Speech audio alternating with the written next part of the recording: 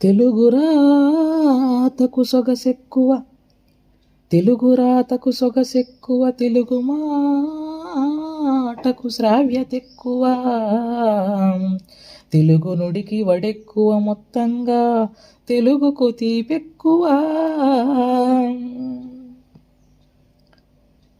పురాణాలు, ఇతిహాసాలు, మహాకావ్యాలు, ప్రబంధాలు, శతకాలు, సంకీర్తనలు, చాటువులు, వచనాలు, ప్రాచీన సాహిత్య ప్రక్రియలన్నీ తెలుగు అక్షర రమ్యతను, నారా రుచిరార్థ సూక్తిని,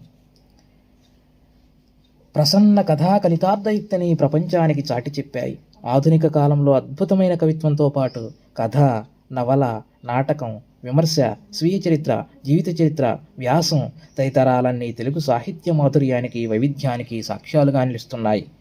ఎన్నో సాహిత్య ధోరణులతో, కవితా ఉద్యమాలతో తెలుగు భాష సుసంపన్నమవుతూనే ఉంది, నిత్యనూతనంగా.